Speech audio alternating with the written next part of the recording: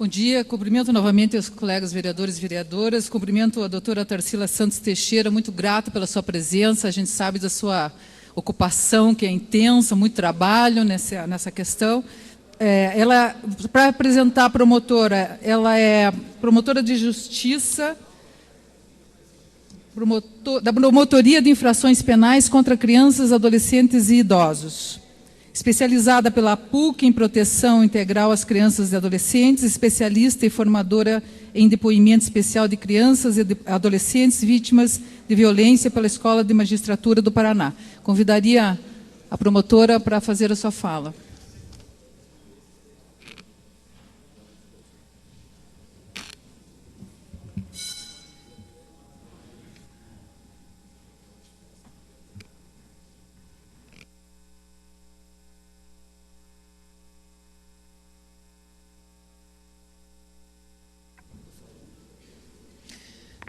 Bom dia a todos. Cumprimento todos os vereadores, agradecendo desde logo pela oportunidade dirigida ao Ministério Público do Estado do Paraná nesta data, para que nós possamos compartilhar com os senhores um pouco da nossa experiência na área do combate à violência contra crianças e adolescentes, em especial com algum enfoque, com algumas informações acerca da realidade do município de Curitiba, que, quero crer, interessa muito de perto a todos os senhores aqui presentes. Dia 18 de maio é o Dia Nacional de Combate à Violência e Exploração Sexual de Crianças e Adolescentes. Nós, quando ouvimos esta colocação, nos parece algo muito distante da nossa realidade. Eu atuo no crime junto ao Ministério Público há 22 anos. E há 4 anos atuo na área especializada da violência contra crianças e adolescentes.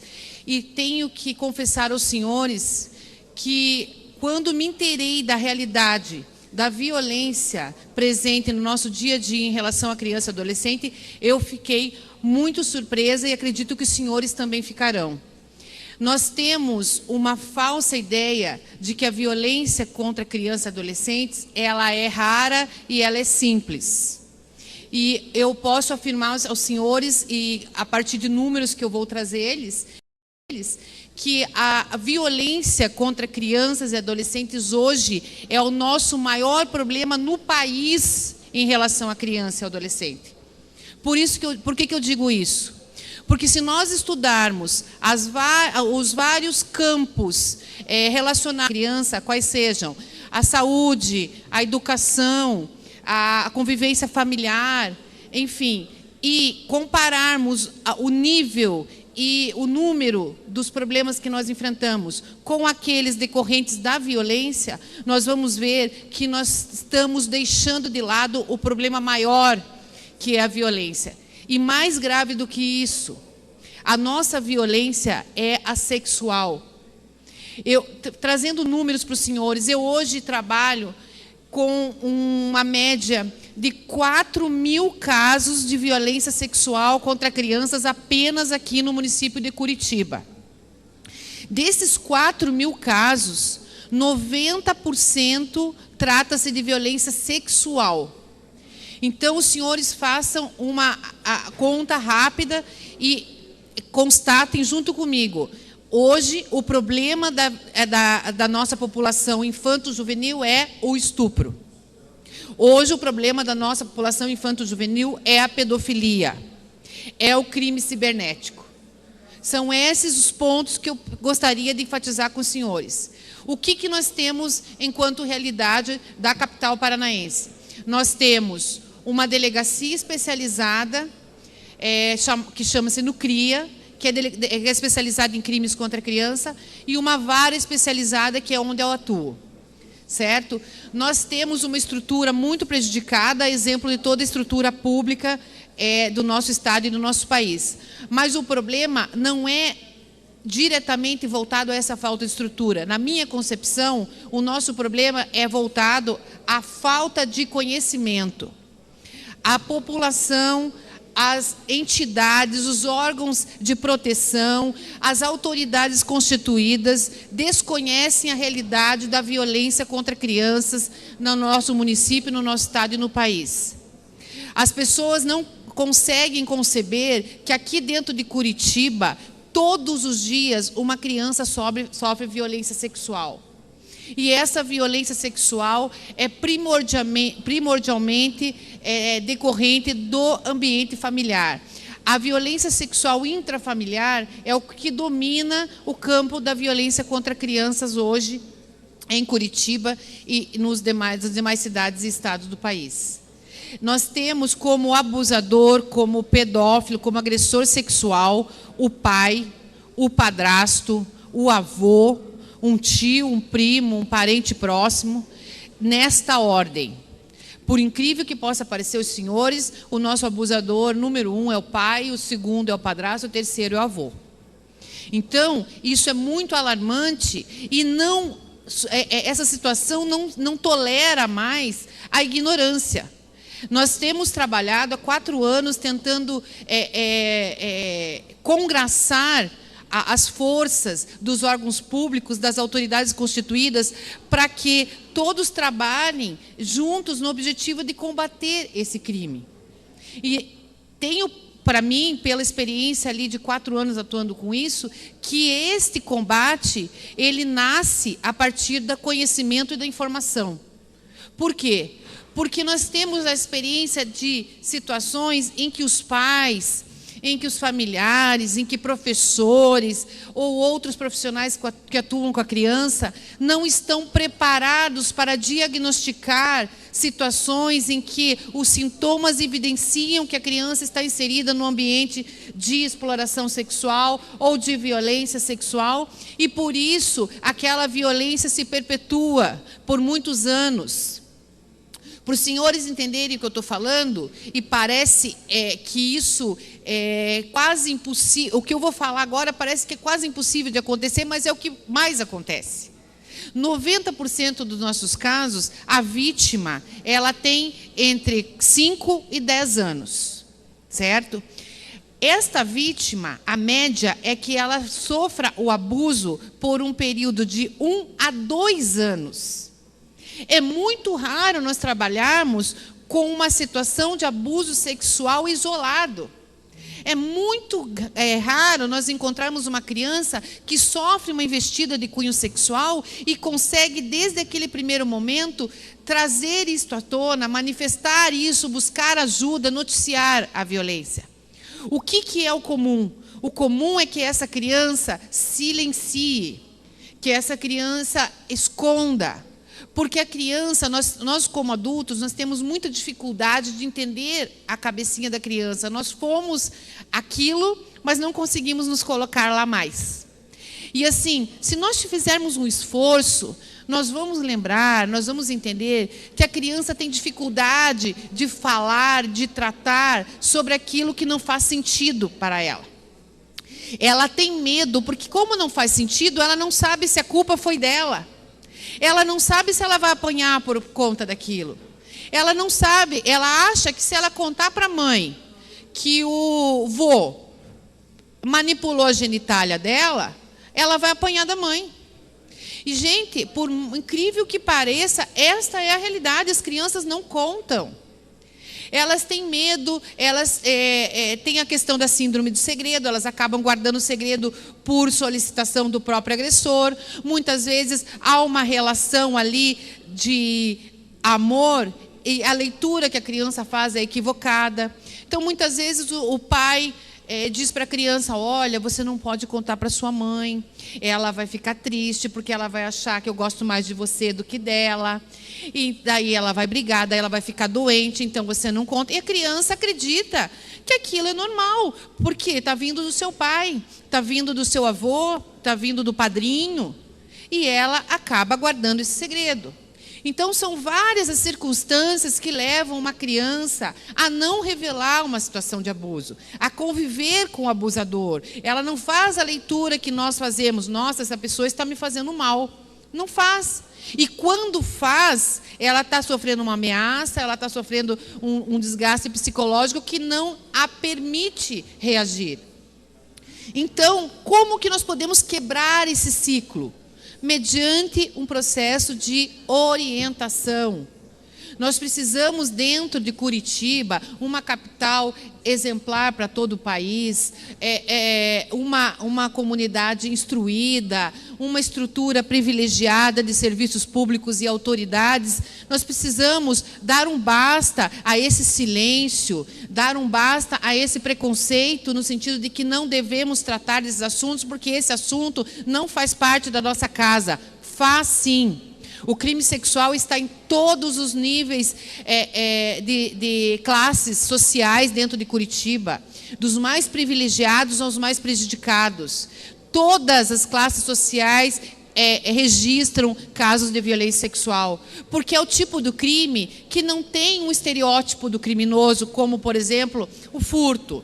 Nós não vamos encontrar uma pessoa que pratique furtos, a não ser que seja por algum desvio de personalidade, numa classe alta. Mas nós vamos encontrar um criminoso sexual. Porque o criminoso sexual, ele tem uma personalidade diferenciada. Ele não é uma pessoa doente. Ele não é um doente mental. Porque se ele fosse um doente mental, ele não poderia sofrer uma punição. Mas ele tem uma personalidade desviada. Ele tem uma parafilia, que é um padrão de excitação pervertido. Ele é um pedófilo. Ele tem a sua satisfação sexual voltada para as crianças. Então, o que se pretende com esse trabalho do Ministério Público, com esse trabalho da promotoria, acabou meu tempo? É que nós tenhamos iniciativa voltadas, primeiro, à orientação das próprias crianças.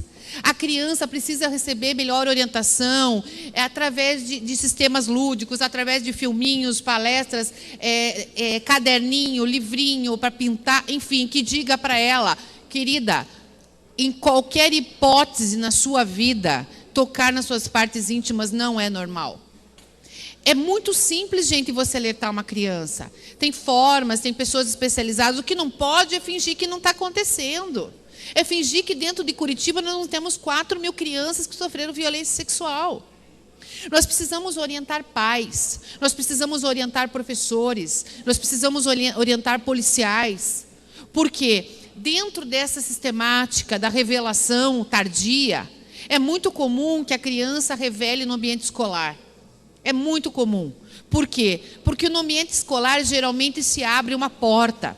A professora fala do assunto, tem uma campanha, tem um material impresso, e a criança encontra ali uma chance de falar, olha, aconteceu isso comigo.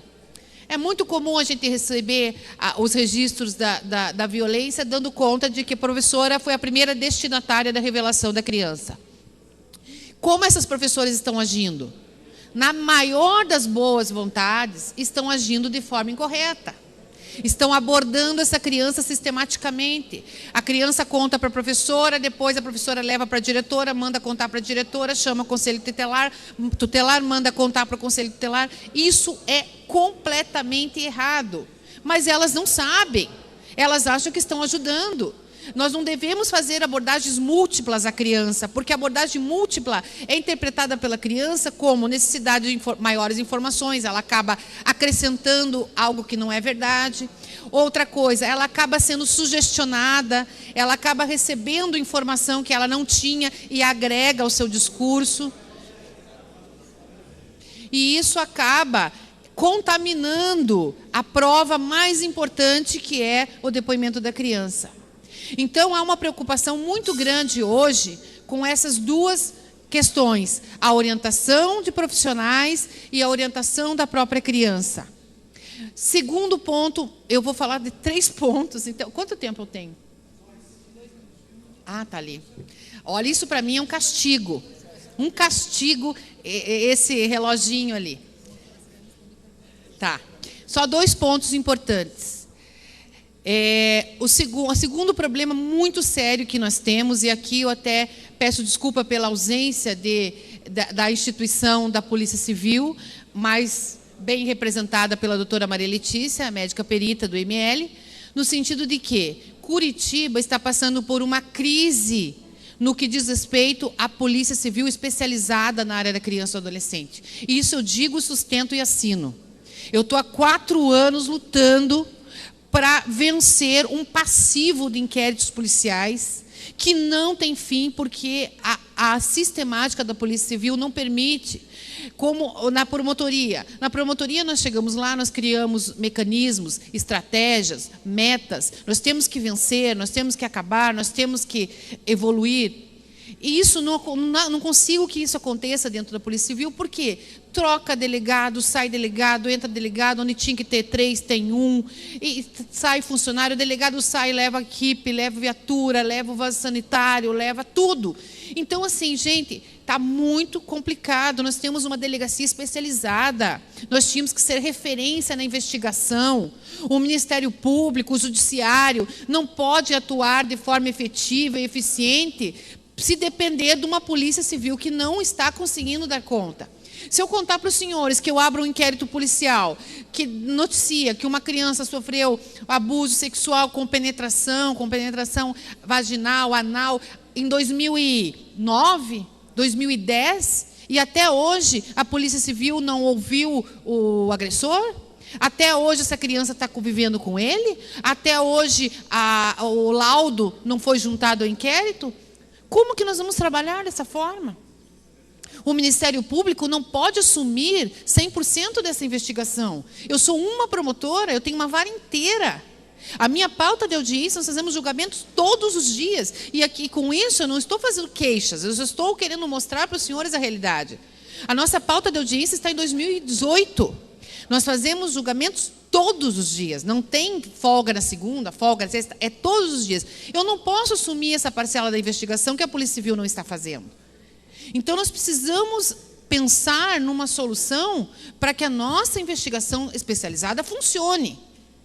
Porque, por trás dessa desídia observada na investigação, muitas vezes eu tenho vítimas que estão expostas à violência e eu não estou sabendo, e eu não estou fazendo nada por elas. Isso é muito grave, nós não estamos cuidando das nossas crianças. Nós não estamos cuidando. E essa nossa falha se observa 2 vezes. Eu sempre digo o seguinte, nós temos todos aqui, a sociedade, a família, a comunidade, todos nós aqui, temos obrigação constitucional de proteger as crianças. Está escrito na Constituição Federal que é nossa obrigação. E nós não protegemos, porque ela sofreu uma violação, ela sofreu um crime. E agora, quando nós temos que apurar esse crime, proteger essa criança e punir esse agressor, nós estamos falhando de novo. É vergonhoso. Eu tenho vergonha. Eu sinto vergonha. Quando eu abro um inquérito policial que noticia uma violência gravíssima, uma criança que engravidou com 12, 13 anos, lá em 2010, e até hoje a justiça não deu resposta. As pessoas são intimadas para prestar depoimento e dizem, mas só agora? Eu tenho vergonha. Eu tenho vergonha. Assumo a minha parcela de culpa nisso, mas luto contra. Tento estabelecer as melhores formas de vencer, mas sozinha é impossível. Eu preciso da ajuda de autoridades. Nós precisamos criar dentro de...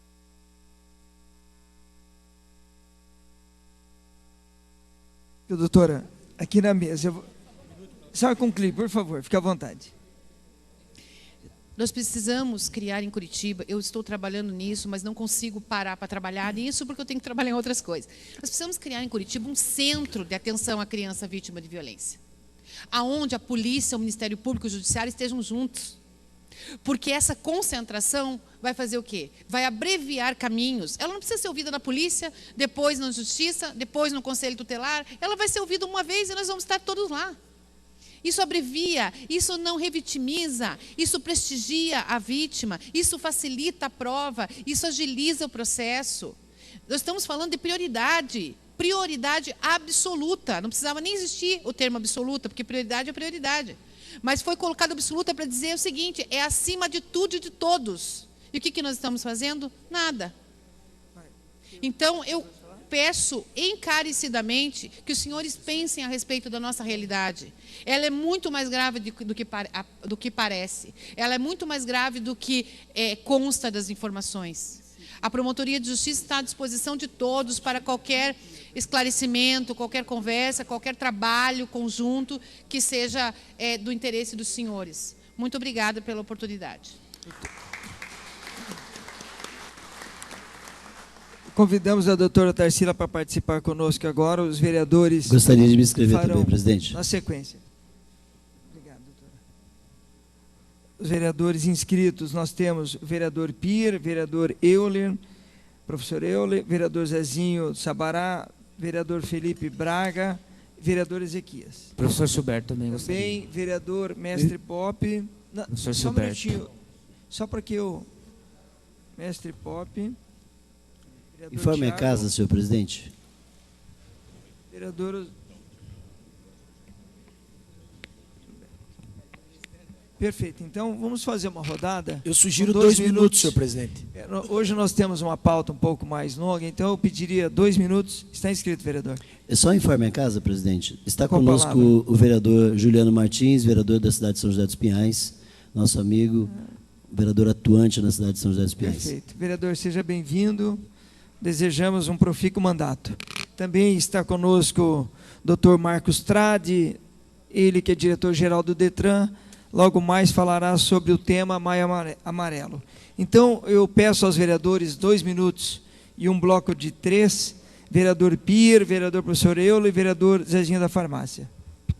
Bom dia, Bom dia, senhor presidente. Eu queria cumprimentar a vereadora Maria Letícia pela iniciativa e, como advogado, também fazer alguns questionamentos para que a gente possa entender melhor o tema. Primeiro, se o Nucria está funcionando como deveria funcionar naquilo que lhe é de responsabilidade ou se falta realmente apenas aparato humano e, vamos dizer assim, técnico, né?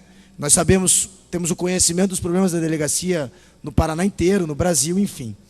E o que a Câmara, agora pontualmente, porque eu entendo que, primeiro, a senhora a doutora Tarsila é muito preparada para o tema, mas o que a Câmara poderia, então, efetivamente fazer para contribuir dentro desse processo? Porque também, evidentemente, que aqui apenas escutar a senhora falar em tom até mesmo, se me permite, de desabafo, e que considero absolutamente positivo, é muito bacana ver a paixão com que a senhora exerce essa função, mas pontualmente o que a Câmara poderia fazer para contribuir dentro desse processo. Não preciso usar mais que 1 minuto, senhor presidente, era essa a colocação. Obrigado, vereador. No bloco de 3. Vereador Euler e, na sequência, vereador Zezinho. Bom, cumprimentar também a doutora Maria Letícia pela iniciativa e cumprimentar a promotora Tarsila por estar aqui, poder falar para nós. O Pierre roubou uma das minhas perguntas, mas eu queria fazer outra. Ou, na verdade, queria que a senhora fizesse um comentário a respeito da importância do projeto da doutora Maria Letícia, que ontem foi aqui aprovado por unanimidade da Casa. Ok, vereador. Obrigado, vereador Zezinho do Sabará. Bom dia, doutora. Eu quero fazer um pequeno comentário. Eu acho um absurdo o que a gente ouve, né? Que assim que existe uma denúncia, deveria ser imediatamente resolvido, porque a criança não continuasse mais, né? Mas a gente sabe que por falta de estrutura isso não acontece. E a criança continua sofrendo esse abuso, né? Que é terrível. E eu queria perguntar, assim, nas escolas, para descobrir que sabe que isso é uma coisa silenciosa, não tinha como fazer um projeto aí para implantar as psicólogas, para estar conversando diariamente com uma outra criança para descobrir isso, porque senão a criança vai sofrer o resto da vida e isso não vem a ser descoberto. Então, acho que nas escolas deveria ter um investimento maior para que isso seja, quanto mais antes, descoberto, para que seja resolvido. É só isso, elogiar o excelente trabalho. Obrigado, vereador. Com a palavra, a doutora Tarsila. Quanto tempo?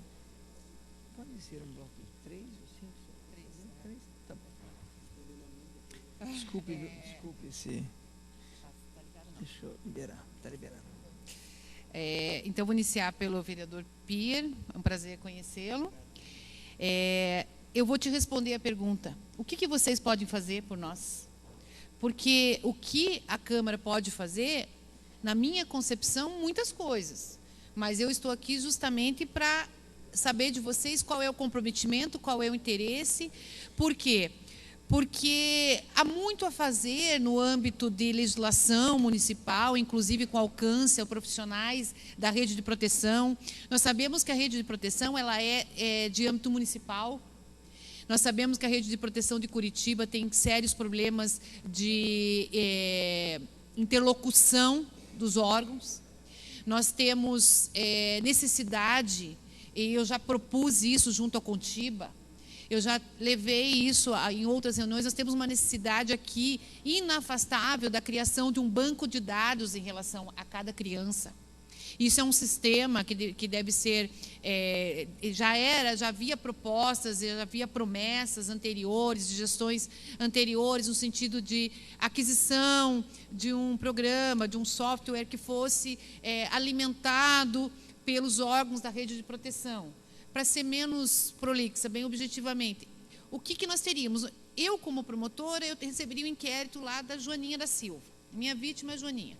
Eu iria no sistema para o qual eu teria uma senha, uma habilitação como integrante da rede de proteção. Eu vou ver o que a Joaninha da Silva tem. Nossa, a Joaninha da Silva está acolhida. A Joaninha da Silva passou por um processo de destituição do poder familiar. A família da Joaninha da Silva recebe Bolsa Família. A mãe da Joaninha da Silva foi internada no hospital psiquiátrico no ano tal. Isso é muito importante para nós sabermos com quem nós estamos lidando e qual é a realidade daquele problema. Não é uma situação isolada. O crime contra a criança não é um crime que você pontua ele com começo, meio e fim. Se os senhores sofrerem um furto, os senhores vão contar assim, bom, aconteceu assim, eu fui no mercado, deixei minha bolsa no carrinho, quando eu me virei para pegar o molho de tomate e voltei, a bolsa não estava ali, acabou. Não tem desdobramento amanhã, depois. O crime sexual, o crime intrafamiliar, ele não tem fim, porque ele pode acabar no físico, mas ele não acaba no psicológico, ele não acaba no emocional, principalmente se a abordagem for tão prejudicada como está sendo hoje. Então, o que eu espero dos senhores? Essas iniciativas. Nucria. O Nucria tem uma estrutura, tem um prédio maravilhoso, muito melhor que o prédio da Justiça. Tem sala para todo mundo, tem profissionais, inclusive capacitados, a equipe de psicologia do Nucria. Também tem curso de capacitação em depoimento especial, em abordagem a crianças vítimas de violência. O que falta no Nucria? Delegado e polícia. Falta gente para trabalhar. Quando eu entrei há 4 anos atrás, tinham 3 delegadas. As 3 delegadas de carreira com experiência na área, com comprometimento, com métodos, com estratégias. Hoje, tem 1 delegado. Tem mais de quantos AVPs? Tem mais de 1000 AVP. AVP é autos de verificação preliminar, ou seja, antes de instaurar a investigação, eles vão verificar. Tem mais de 1000. Mais de 1000 parados. Então, esse é o complicador.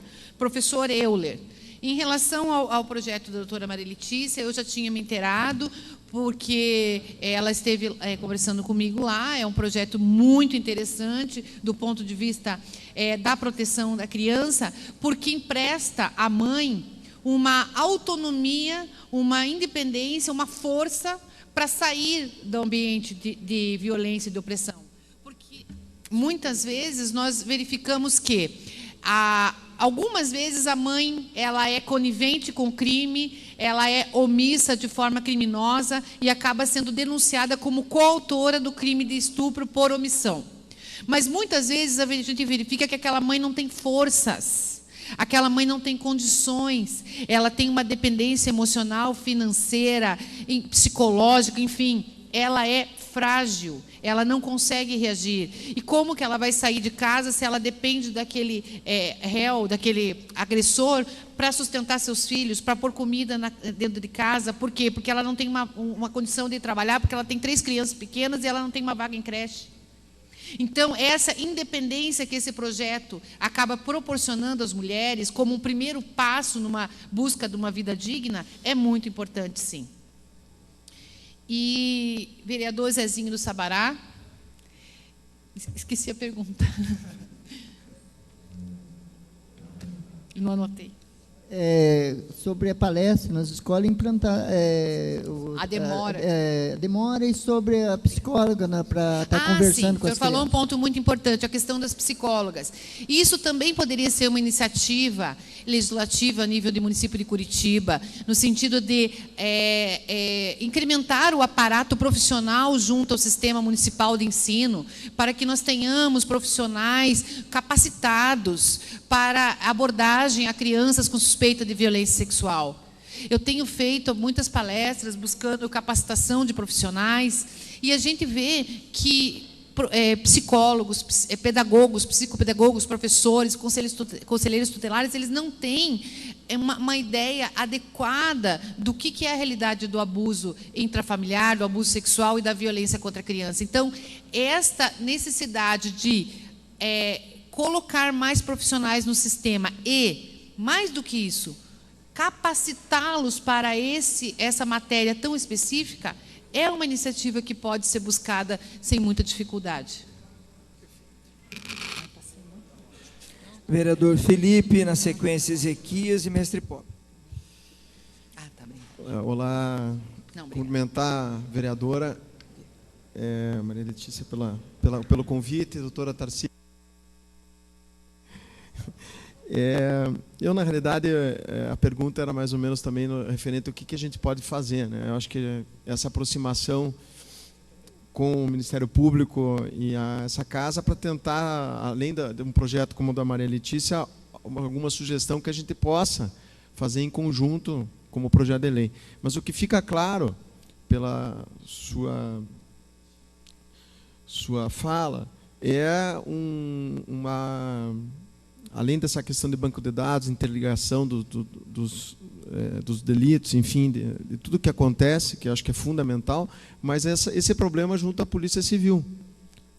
E minha pergunta é se já foi feito, naturalmente já deve ter sido feito, junto ao Governo do Estado, ao Secretário de Segurança Pública, se a gente puder contribuir nisso, né, acho que todos os vereadores aqui apoiariam, uma forma de, apesar de não ser a nossa área municipal, mas seria para a Assembleia Legislativa, para os deputados, enfim, mas contribuir no sentido de que tenha estrutura. A Vossa Excelência deixou muito claro aqui que leva uma investigação anos. Quer dizer, isso é um absurdo, né? Isso, acho que aí está o grande problema de toda essa investigação. Evidentemente, não tem uma resposta, né? E isso é um grande problema. Então, da nossa parte, o que der para a gente contribuir no sentido de, junto à Secretaria de Segurança Pública do Estado, eu acho que todos os vereadores aqui iriam apoiar com certeza, mas eu queria saber se isso já foi feito, se a Vossa Excelência tem buscado esse apoio, e como que está isso, se houve uma resposta, se tem algum prazo ou não teve uma resposta sobre isso. Obrigado. Vereador Ezequias. Parabenizar a vereadora Maria Letícia, nós já dissemos que estamos juntos nesse apoio à lei. Parabenizar a doutora Tarsila, que também pelo trabalho excelente que faz nessa cidade, e tratar com criança, eu sei que não é fácil. Nós, como igreja, tratamos muitas crianças com problemas nessa área. Eu gostaria, vou falar, como presidente da Frente Parlamentar pela Família não está aqui, eu como vice vou falar, é uma área que nós queremos atuar e vamos atuar muito forte nessa questão da família. O que é que a senhora entende? Para nós somos contrários ao ensino de gênero nas escolas, justamente pela erotização das crianças, e é o que a escola tem tentado fazer em muitas escolas, doutora, a erotização das crianças a partir dos 4 anos de idade, e levando muitas delas ao entendimento, no nosso entender, antes da hora, fora da hora, prematuramente, né?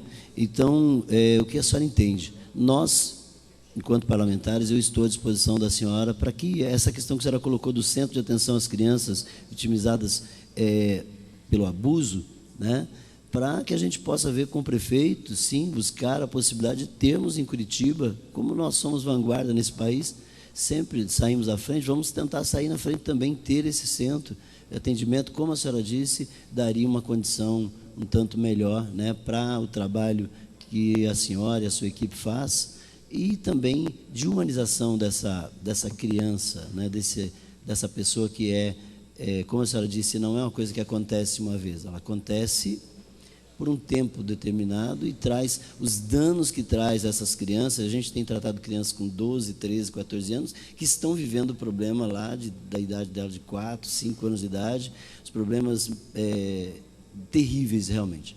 No mais, muito obrigado pela sua... Obrigado, vereador. Vereador Mestre Poppe.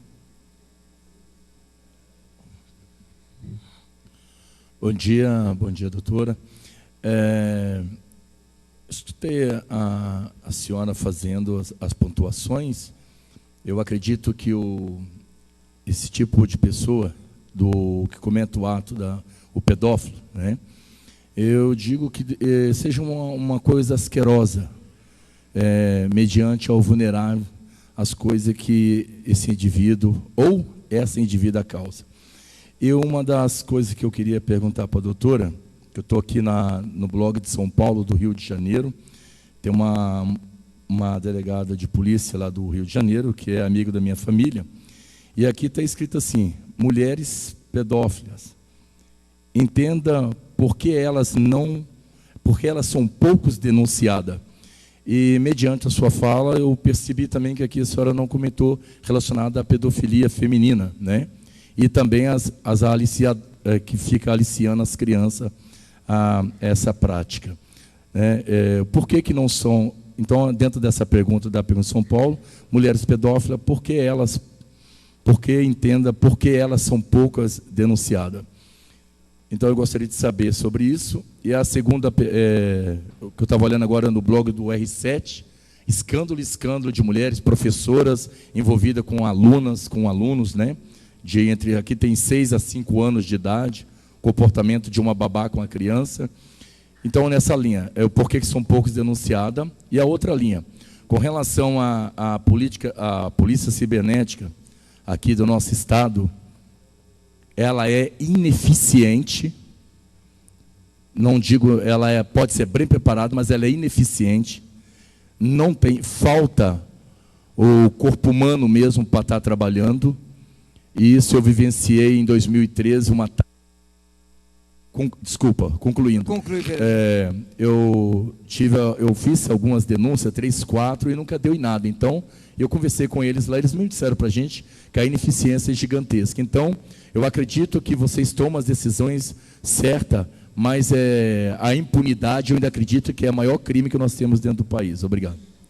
Obrigado, vereador. Com a palavra, doutora.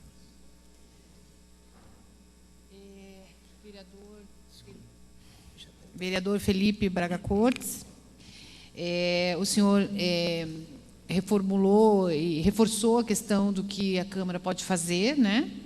E trazendo a questão de algumas possíveis incursões na questão da Secretaria de Segurança Pública, ainda que a polícia, o Ministério Público e o Judiciário tenham apenas nível estadual, né?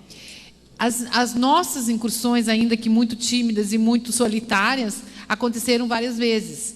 Eu já fui muitas vezes atrás disso, já marquei audiências, já conversei, já mandei ofício, já cobrei, já fiz reunião com ele. Todas as possibilidades que estão ao meu alcance como mera promotora de justiça de uma vara criminal foram buscadas. Mas sempre a promessa de que nós vamos resolver, nós vamos ver. Não conhecem os números, não conhecem a realidade, então a gente traz a necessidade de observância, inclusive, das disposições legais pertinentes. Sempre saímos com promessas, mas não temos, muito pelo contrário. Já tivemos alguns rebotes assim que até nos preocuparam, no sentido de que, nossa, o Ministério Público está se metendo, está reclamando da polícia. Estamos mesmo reclamando, pois não funciona, né? Mas, então, nós não temos sucesso Eu não tenho tido sucesso na busca de soluções amigáveis, de tentar levantar um pouco do problema junto a eles para que eles tenham uma sensibilidade conosco. Não está funcionando. Acredito que politicamente, até através de colegas dos senhores junto à Assembleia, que possam fazer um trabalho nesse sentido, acho que teriam sucesso muito maior do que o meu. Pastor Ezequias? Pastor Ezequias, como vai? O senhor colocou uma questão do ensino de gênero, o senhor disse que é contra, né? Porque o senhor acha que traria precocemente alguns conhecimentos inadequados para a criança. Veja, eu não sou contra nenhum tipo de conhecimento, nenhum tipo de instrução, nenhum tipo de orientação. Eu acho que nós estamos como estamos nesse país porque nós não orientamos, nós não instruímos. E para isso, pastor, existem formas, existem pessoas qualificadas para fazer uma abordagem do tamanho adequado ao tamanho da criança. Existem formas e formas. Você não precisa trazer para a criança um conhecimento que vai ser adequado para uma pessoa de 30 anos, de 20 anos, de 18 anos, mas o conhecimento necessário para ela enfrentar a vida dela com a dignidade que ela merece, aos 4, aos 5, aos 10 anos de idade. Conhecimento nunca é demais, conhecimento nunca é inadequado. O que precisa ser levado em conta é como se fará, quais os meios serão utilizados, qual o material será utilizado, qual o profissional para essa abordagem. As pessoas precisam ser qualificadas para aquilo que fazem. Daí vai funcionar muito bem. Mestre Pop, a questão de mulheres pedófilas, mestre Pop, o senhor disse que elas não são denunciadas. Assim, eu posso falar da minha experiência, obviamente não posso falar da experiência de São Paulo e Rio de Janeiro. Não existe essa questão de que mulheres pedófilas não são denunciadas. A verdade é que, primeiro, cientificamente... Só um minuto, eu só repliquei a pergunta de São Paulo. Mulheres pedófilas, entenda o porquê elas são poucas denunciadas. Pouco denunciadas. Então, assim, primeiro, não sei da realidade de lá, mas da minha realidade, o que eu posso falar acerca de mulheres? Primeiro, se os senhores forem verificar, estudos científicos já comprovaram que a incidência da pedofilia ela é imensamente superior no sexo masculino, né? Por questões da própria natureza do ser humano. É muito mais comum você encontrar homens pedófilos do que mulheres pedófilas. É muito mais comum e muito, digo muito. A estatística fala em 10 por 1, mas a realidade vai muito além disso. Eu acho que nós trabalhamos numa proporção dentro da vara de 50 para 1. Por quê? Primeiro, não faz parte da natureza. Segundo, muitas vezes a questão ela é aquela questão limítrofe que eu colocava para os senhores há pouco, na resposta anterior, que muitas vezes a mulher não está praticando o crime por intenção, por dolo, mas sim por dominação do seu parceiro masculino. Agora eu te aprendi aqui. Isso precisa ser muito bem analisado, né, para que também não se cometam injustiças, porque eu sempre digo, uma acusação de um crime sexual é quase uma sentença. Então, a gente tem que ter muito cuidado e muito respeito. Lá na vara, a gente trabalha com a ideia de que temos que tomar muito cuidado com a nossa vítima e muito cuidado com o nosso réu. A responsabilidade é muito grande. E outra, uma condenação lá leva para a cadeia. Não tem semiaberto, não tem domicílio, é cadeia. Então, existem sim mulheres pedófilas, eu tenho muitas rés, eu tenho rés coautoras, eu tenho rés autoras, mas a incidência é menor mesmo. Mas não é por negligência, por falta de denúncia, é porque a realidade é essa.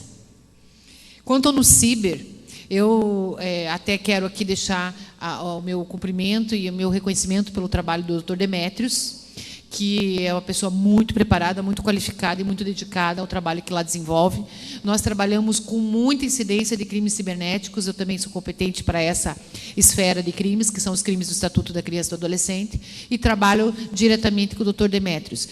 não há dúvidas que o NUCIBER é um exemplo em termos de capacidade de seus colaboradores, do delegado e do pessoal que lá trabalha, mas a condição deles é a mesma que nós tratávamos no início dessa fala. Falta de pessoal, falta de estrutura. Um delegado. O NUCIBER atende o Paraná inteiro. Um delegado que depende de uma fila de perícias no Instituto de Criminalística que ultrapassa 1000 perícias na fila. Como que o delegado vai trabalhar se ele está de braços atados esperando uma perícia? Se ele entregou o computador que foi apreendido no Instituto de Criminalística e fica 2 anos esperando a perícia do computador? Eu sei disso porque nós estamos esperando perícias há 2, 3 anos e não podemos continuar nosso trabalho, porque nós não sabemos se naquele computador tem conteúdo de pornografia infantil ou não. Eu preciso da perícia. E, novamente, nós voltamos ao problema da Polícia Civil. Instituto de Criminalística, IML, estão completamente prejudicados em termos de estrutura de pessoal e material. Não tem nem reagente no Instituto Médico Legal. É isso, né? Colei dela essa parte. Vereador Tiago Ferro, na sequência, Osias e professor Silberto. Vereador Tiago. Parabéns, doutora Maria Letícia, também muito obrigado pela presença, doutora Tarsila. É prioridade para o meu mandato este tema.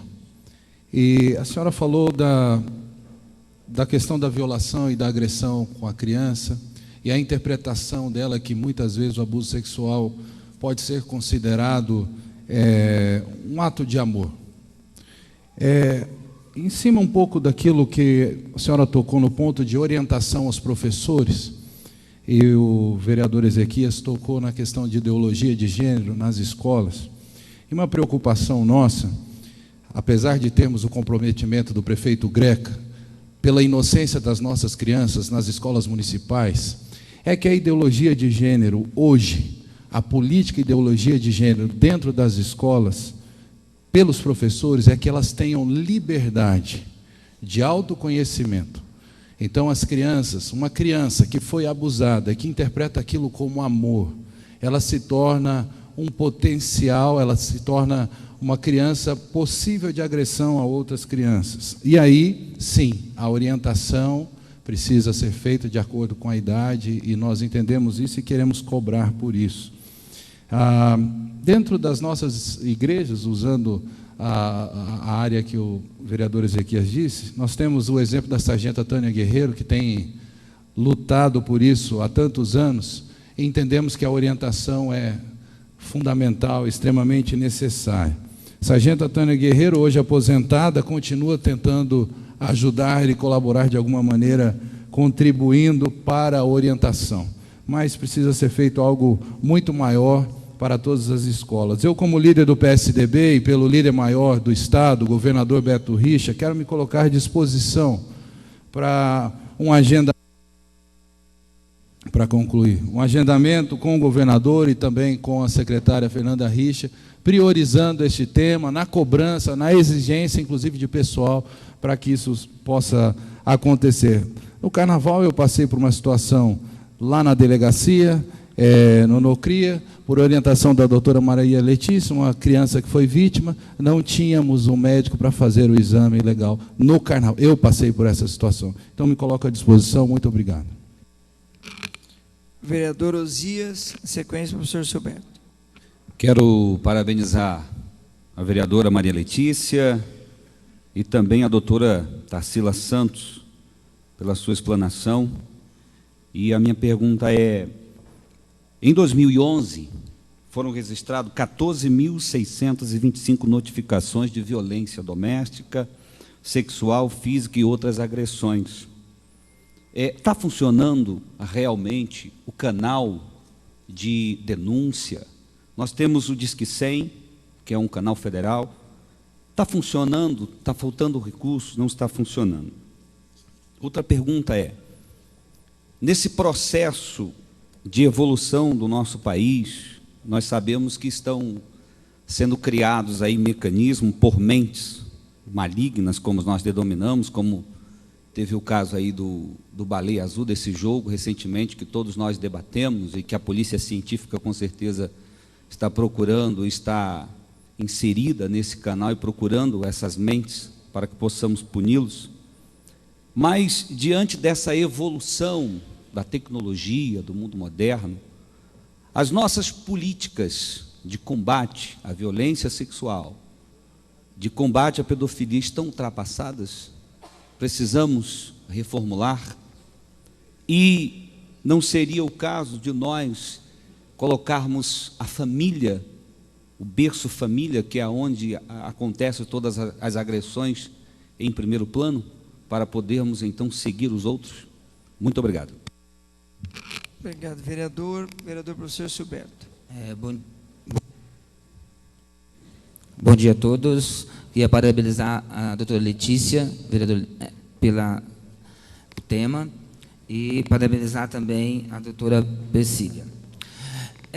Sobre o software que você comentou, doutora, eu tenho um projeto aqui na Câmara tramitando para que, com esse fim, um software vertical, com interface com a rede de proteção, o Conselho Tutelar e a escola, para que possa facilitar todo esse trabalho.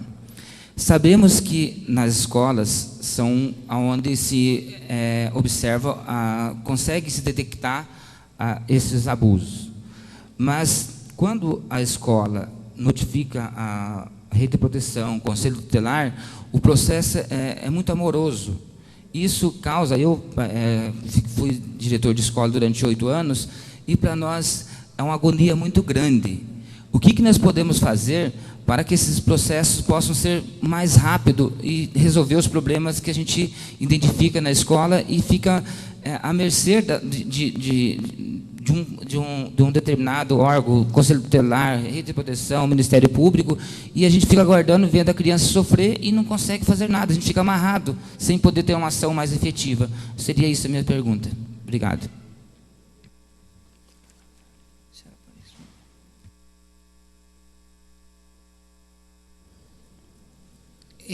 Agradeço as considerações do vereador Tiago Ferro, que, na verdade, colocou mais um comentário do que perguntas, né?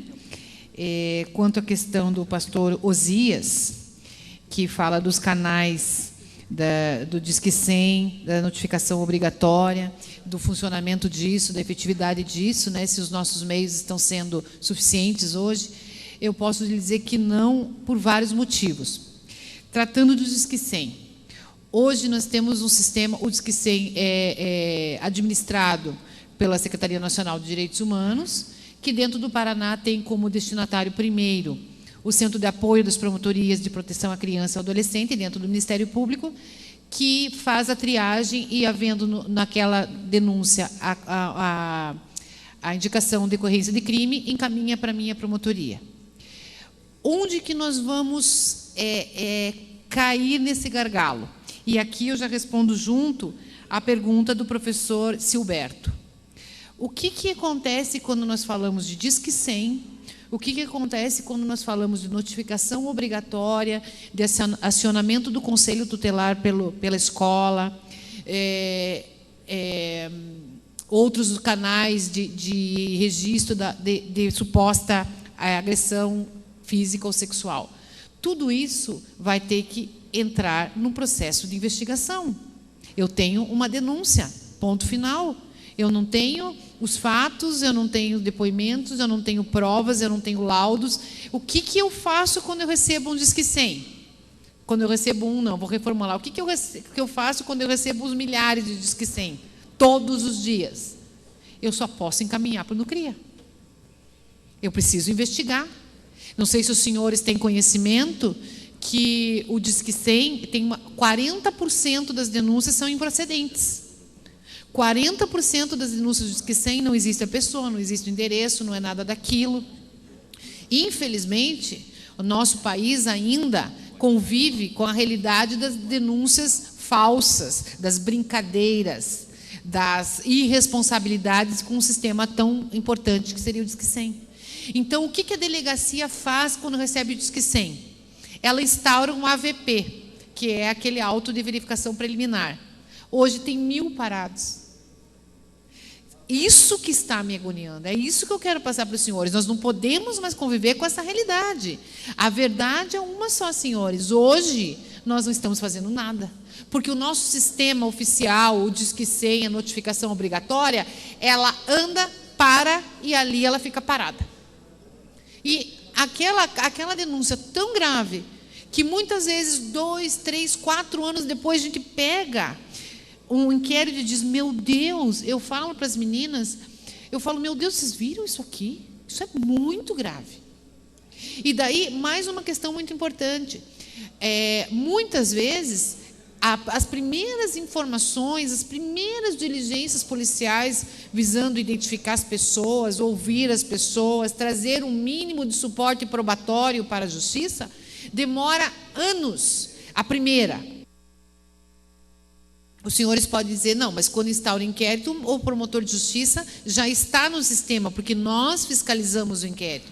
Mas ele demora para vir para mim. Às vezes fica um ano lá na delegacia sem que eu saiba que aconteceu alguma coisa, sem que eu sequer saiba, professor Silberto, que a escola acionou a polícia. Então, assim, nós temos um problema muito sério. Eu gostaria, sinceramente, de poder assumir a investigação. Eu já tentei eu fiz vários arranjos para tentar, pelo menos, amenizar. Só para exemplificar para o senhor, eu quase ajoelhei para a Polícia Militar, para o Serviço de Inteligência da Polícia Militar, para que eles me dessem 2 policiais, para que eu pegasse um inquérito que está lá de 2010, faltando ouvir a vítima. Como que eu vou processar alguém se eu não ouvir a vítima? Crime sexual é crime clandestino, não tem testemunha. Os nossos agressores sexuais não deixam vestígios materiais, não é, doutora? Eles fazem tudo com uma criança e não deixam marca, porque a penetração é rara. Nós temos felação, nós temos manipulação do corpo com a mão, manipulação da genitália, sexo oral, enfim, tudo que não deixe marca. Então, se eu não tiver um depoimento, uma versão da vítima, eu não tenho nada. Daí eu pego o inquérito que traz uma notícia muito séria, inclusive vamos hipotetizar assim, uma gravidez, e a vítima não foi ouvida, eu não sei o que aconteceu. O que eu faço? Eu falo, não, vamos chamar a Polícia Militar, vamos pedir para achar essa vítima, vamos fazer buscas de endereços. Até quero registrar aqui, as meninas trabalham comigo, minhas assessoras, a Daniele Fornes e a Agda Zorzan, que o dia que vocês precisarem de uma boa assessora, não procurem por elas, porque eu não vou entregar.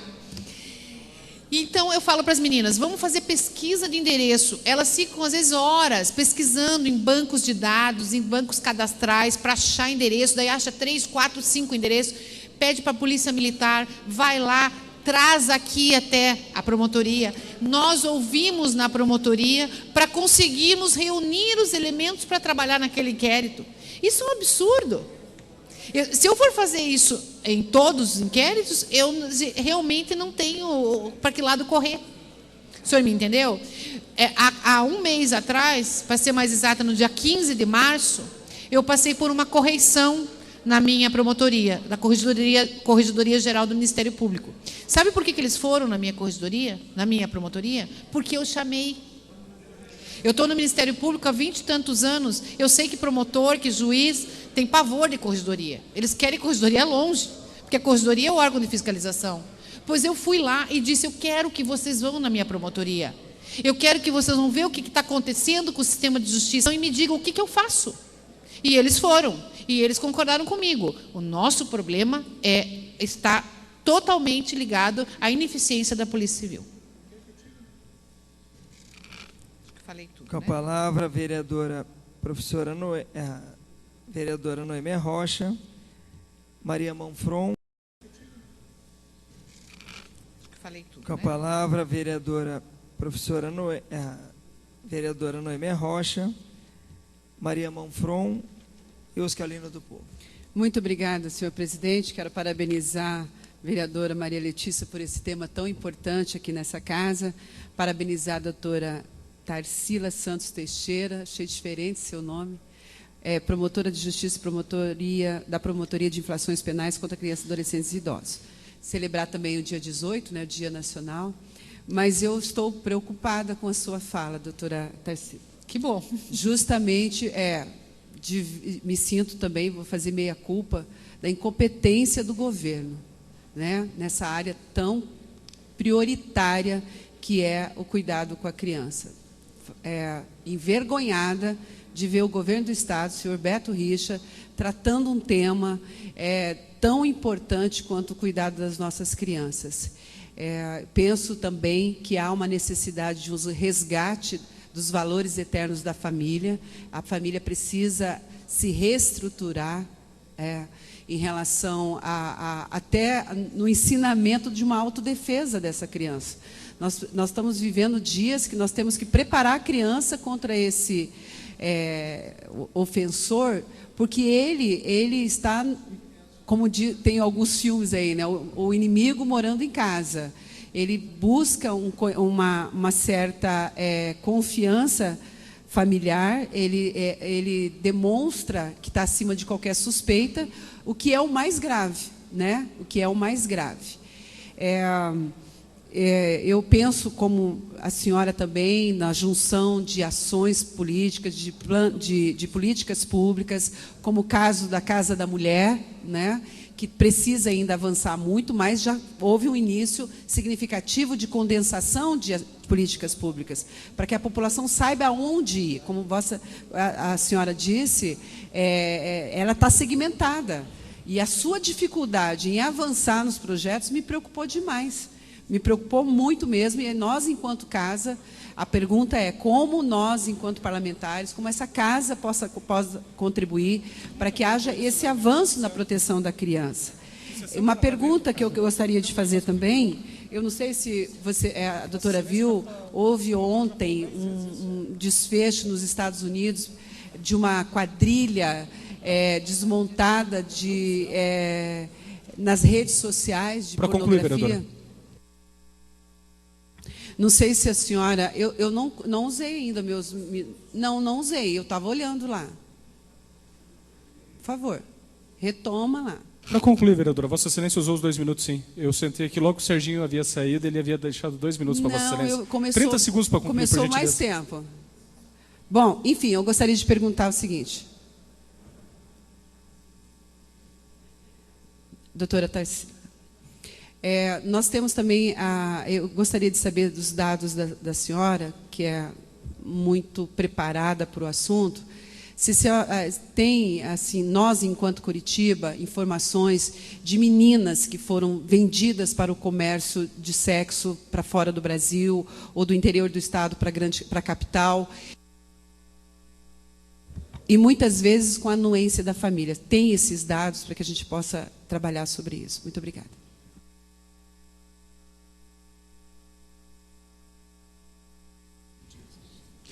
Bom, vereadora Noêmia Rocha, em relação às iniciativas que a casa pode tomar, já foram abordadas aqui, né? Então, seriam tanto as questões de busca de apoio das autoridades constituídas, do Estado e do município, e ações voltadas ao incremento das atividades de orientação e capacitação de profissionais. A senhora falava do desmantelamento de uma quadrilha nos Estados Unidos. Eu realmente me excuso, porque não me inteirei disso. Nós sabemos que no Brasil existem hoje investigações bastante complexas acerca dessas quadrilhas envolvidas com crimes cibernéticos, né? Não há nada muito oficial no sentido de divulgação, até porque a partir do momento que divulga já não tem sucesso nenhum, né? Então a gente sabe que essas investigações são sempre muito silenciosas, mas que há uma estrutura criminosa virtual muito forte, muito forte. Nós, nos crimes, nos processos pontuais que nós atuamos, nós vemos que sempre há indícios de uma ligação superior nesse nível de crime. Por fim, agora, a senhora falou da questão de exploração sexual e comércio de crianças.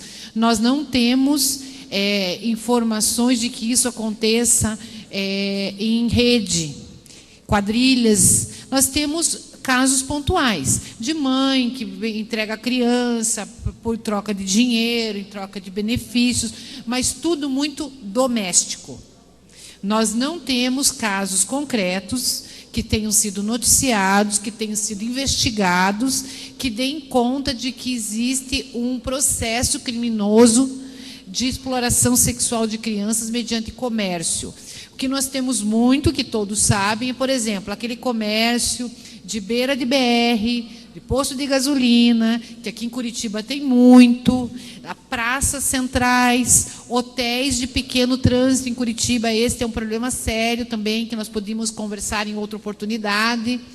Nós temos uma criminalidade baseada nessa pobreza e instalada nesse pequeno mundo aí central de Curitiba, que é muito grave, muito grave.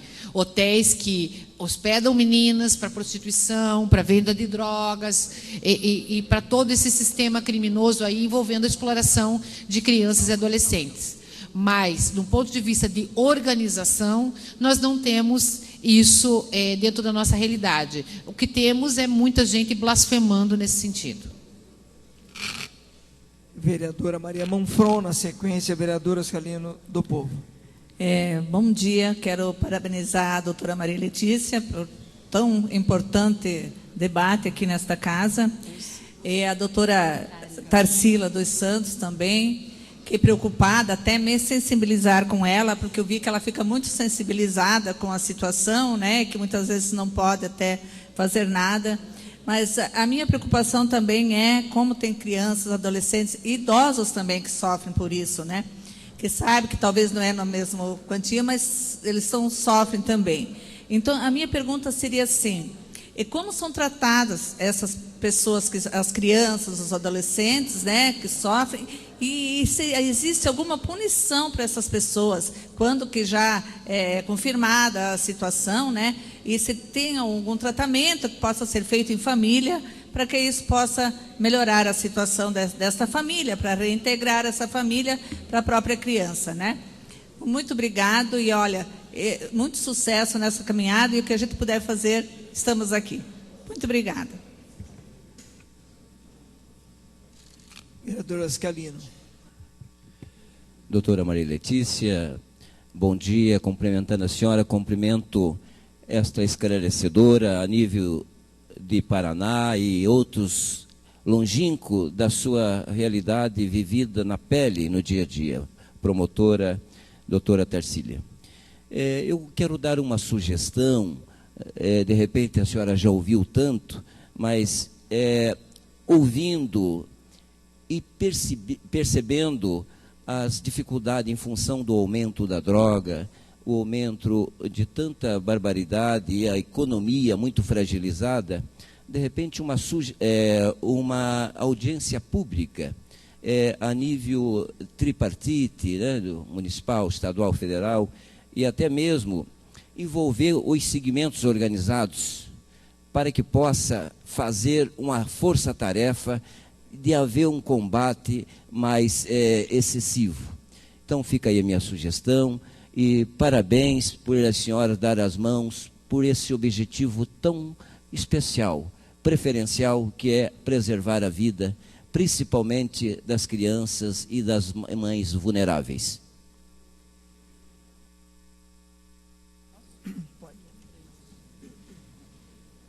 Não, são dois. Vereadora Maria Monfron. Tudo bem. A senhora falou também da questão dos idosos, né? Eu sei que não é o ponto, mas rapidamente nós cumulamos também essa questão dos crimes contra idosos e já pegando um gancho ali com o que o vereador Oscalino do Povo falou, a questão das drogas. O problema hoje voltado aos crimes contra idosos está de braços dados com o consumo de drogas. Hoje os idosos sofrem violência dentro de casa por parte de filhos dependentes químicos que querem tirar o dinheiro dos pais para sustentar o vício. Esse é o nosso problema número 1 na área de idoso, que ficará para uma outra conversa. A senhora falou da questão de tratamento para criança e para família. O que é ofertado? Nada.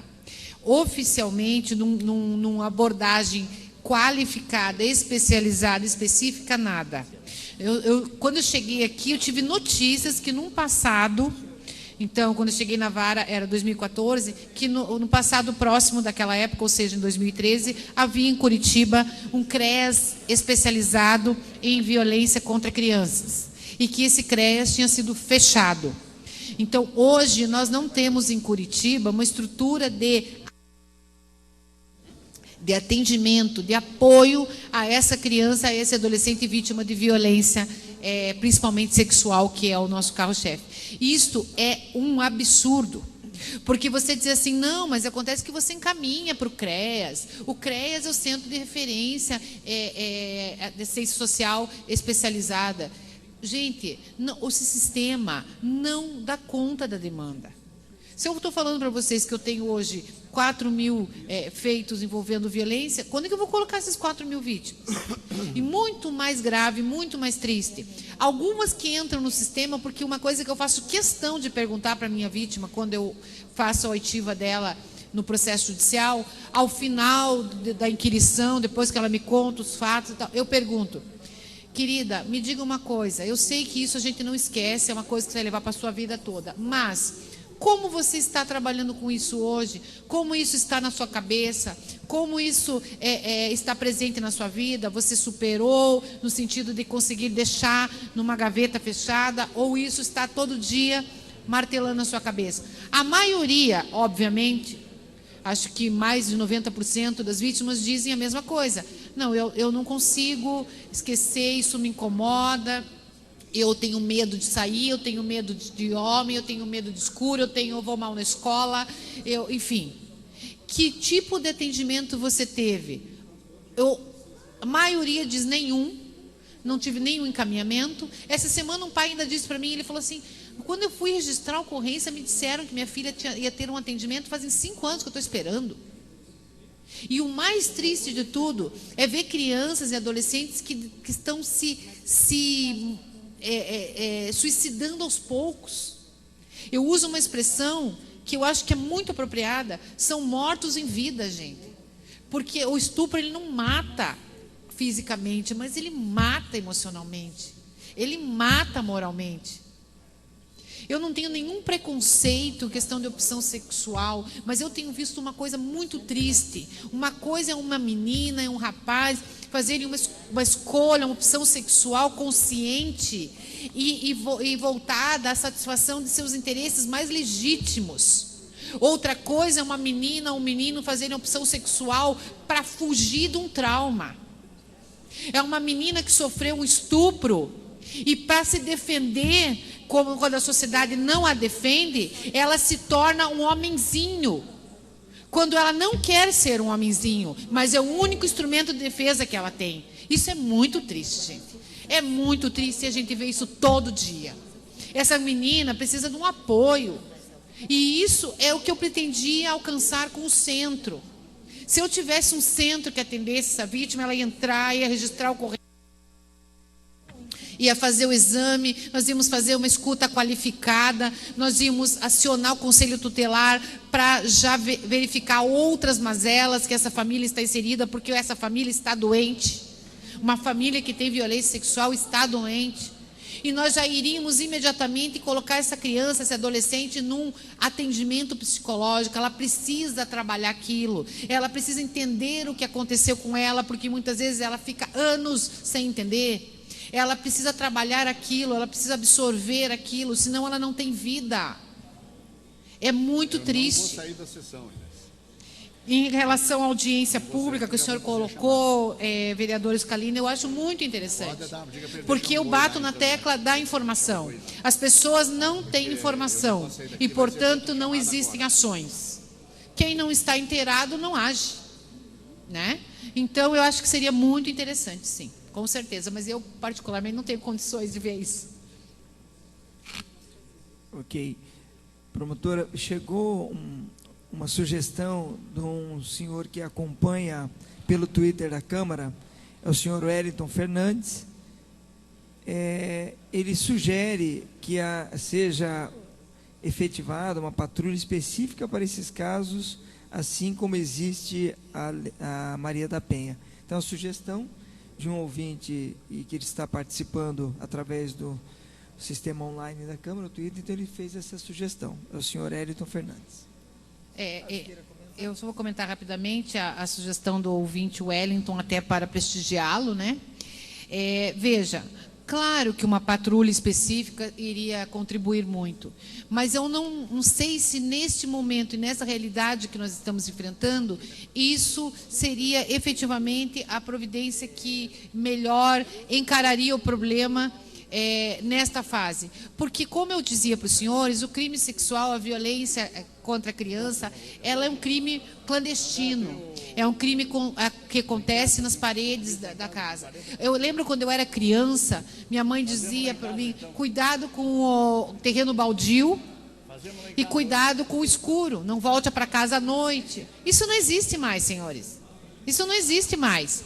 É claro, acontece um caso ou outro, eu acho que esse ano nós tivemos um caso de violência extrafamiliar, mas hoje a violência está dentro de casa, está no ambiente familiar, está sendo praticada por aqueles que deveriam proteger, está sendo praticada num ambiente de dominação moral e emocional que a vítima sequer se dá conta de que está sendo objeto de uma exploração sexual.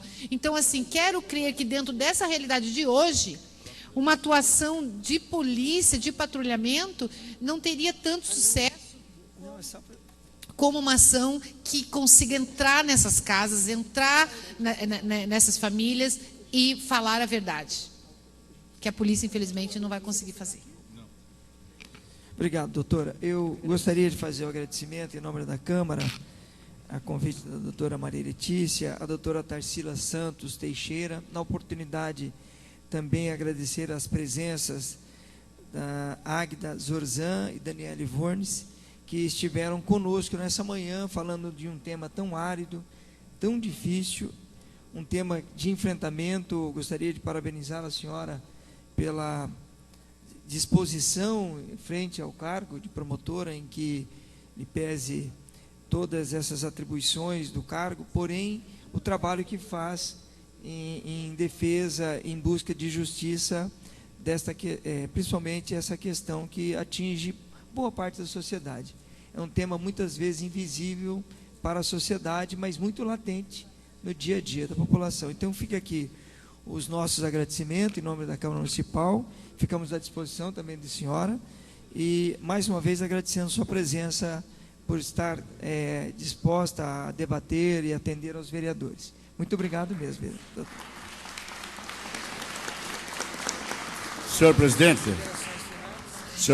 Só fazer as considerações finais. Pois não, vereador Jairo. Com a palavra, vereador. Senhor presidente, até peço escusas, mas eu não poderia aqui deixar de cumprimentar a vereadora Maria Letícia por trazer hoje aqui nesta casa uma pessoa tão importante como a nossa promotora, e dizer de que a sua vinda nesta casa, nós entendemos muito bem que foi para pedir um apoiamento junto ao governo para o reequipamento da Polícia Civil e da Polícia Médico-Legal, nós chamamos, né? E hoje o Instituto depende de pessoas e também do ajustamento de material. Então, entendemos muito bem, doutora, e estamos aqui ao seu lado para fazer esse apelo ao governo do Estado do Paraná.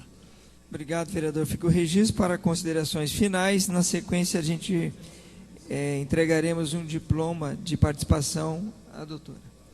Eu queria apenas agradecer a todos pela atenção dispensada à nossa angústia, né, que na verdade nós acabamos compartilhando com os senhores parte dessas dificuldades que nós enfrentamos.